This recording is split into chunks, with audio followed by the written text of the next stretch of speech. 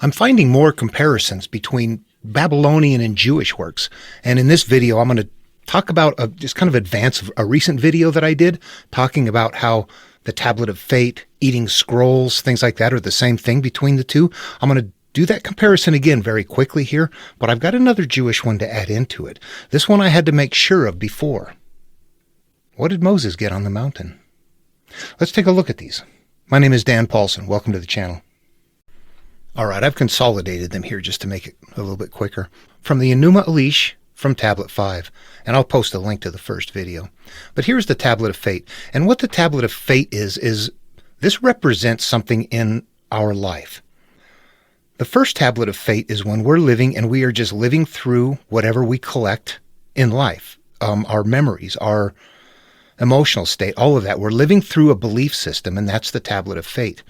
Now, if we decide at some point later that, oh my gosh, my life is no good, I've got to make some changes, then we change that Tablet of Fate.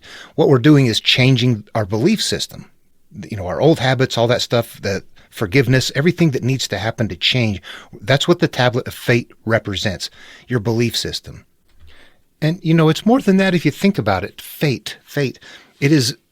It's also based in cause and effect. So it's not just the belief system and what we hold and what we judge, but what is happening in our life as a result of that. So changing the belief system changes also the cause and effect. So it's not just a belief system. I use that term quite a bit. It is also the result of life because of that belief system, which is very much a part of this. If you would read a book, or if you have read a book called The Four Agreements from Don Miguel Ruiz, and I recommend it. It's a very easy read and it's simple to understand. The agreements is what he's talking about. The Tablet of Fate agreements, yeah, we're living through what we've judged in life. It's the same thing that Jesus would say. You know, what you judged is what you live through.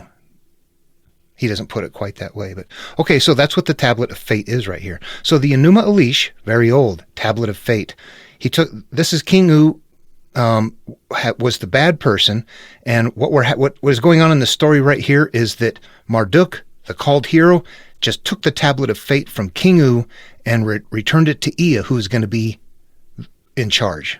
So the called hero is turning it over to the new self. Here, I'm taking charge of my old life and destroying it and giving charge to my new self. That's what that represents on the template. All right, if we're clear on that, let's go look at something. The next one that shows up the first one that shows up in Genesis is in Exodus. And the Lord said to Moses, "Come see me on the mount.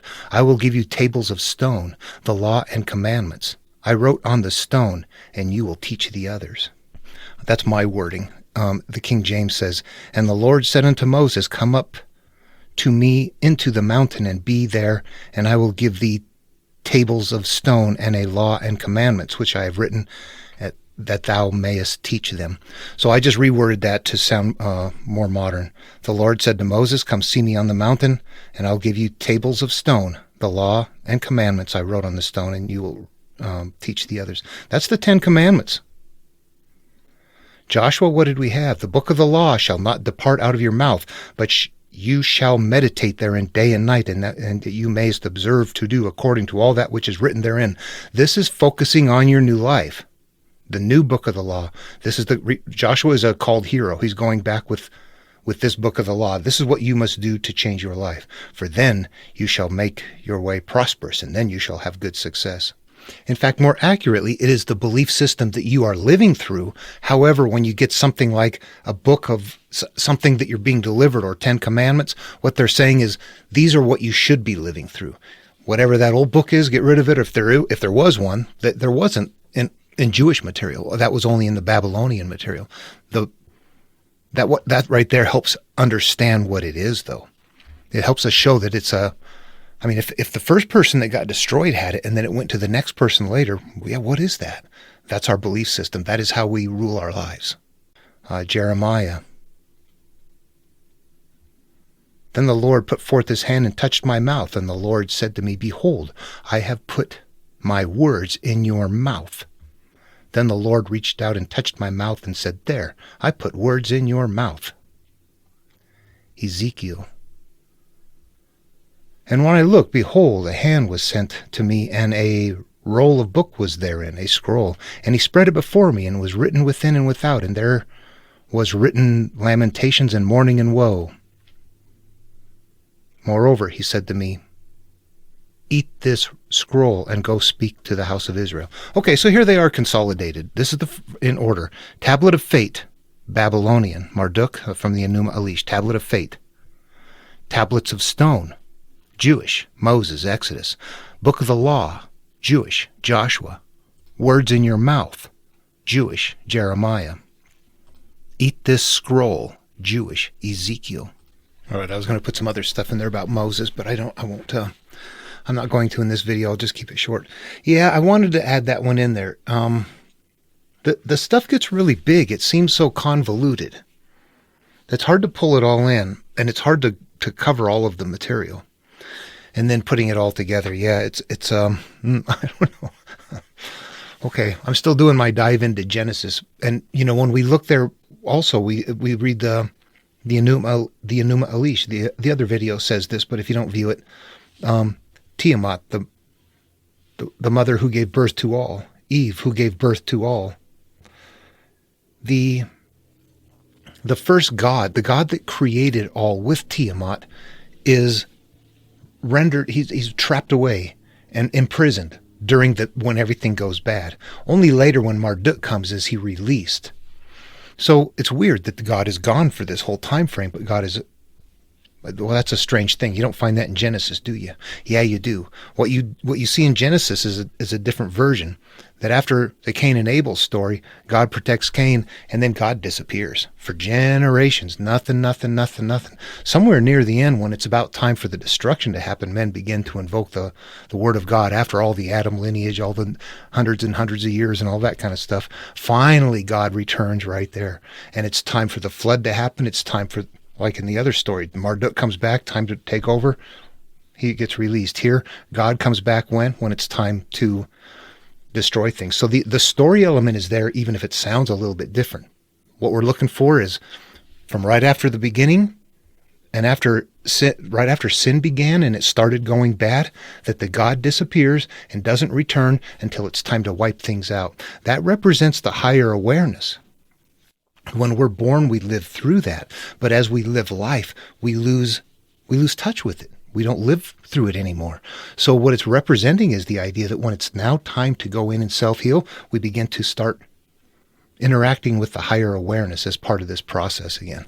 So that's why God disappears at that time frame. Do you understand that about the template? It represents us. We're starting off in a pure state. We're living through the higher awareness. Then we go through life. We have first sin, or things go bad. We have all these cyclical pain, failure. We live life just getting married, getting jobs, unaware, continuing along on that course. And at some point, a certain person might go, you know what, I'm fit to be tied.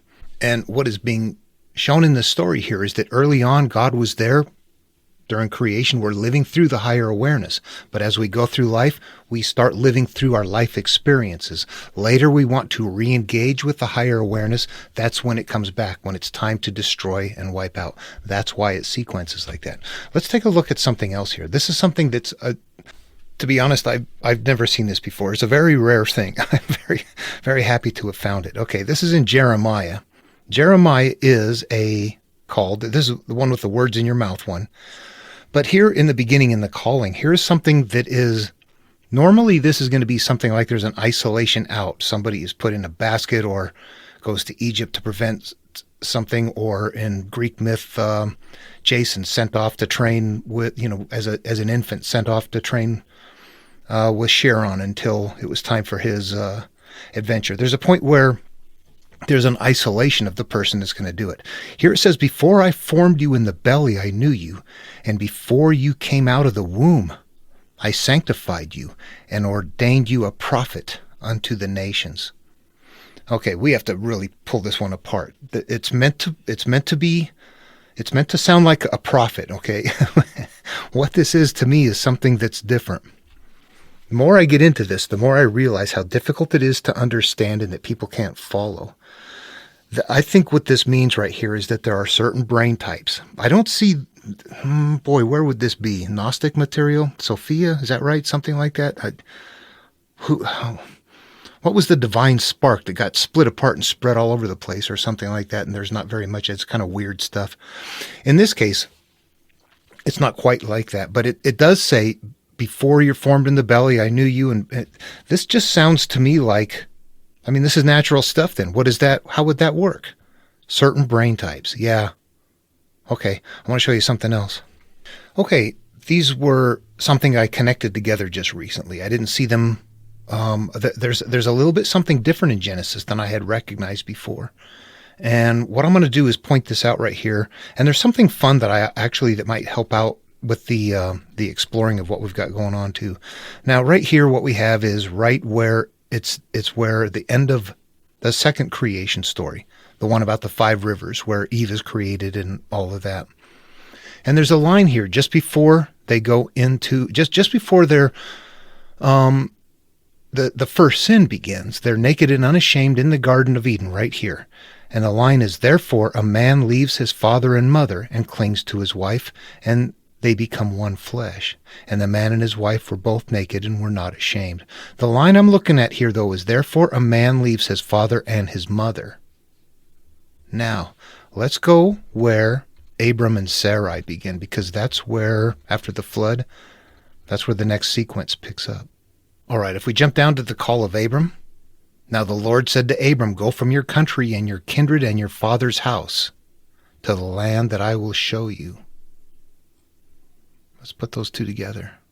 Okay, I've got them both right here. The top one is from the creation story, and the second one is from the Abram and Sarai story. Therefore a man leaves his father and his mother and clings to his wife. Go from your country and your kindred and your father's house to the land that I will show you. Go from your father's house. Therefore a man leaves his father and his mother and clings to his wife. Do you see that? Okay, there's something else that I want you to note, or that I was sitting there looking at this going, are you serious? There might be another layer we can look at. I should explain that a little bit, actually, before moving on from it. So what I'm seeing is the beginning of 2 life cycle sequences. I thought that after the life cycle sequence and then after the flood that it was going to be monomyth after monomyth. But what I see at Abram and Sarai here is the starting of another life sequence from infancy.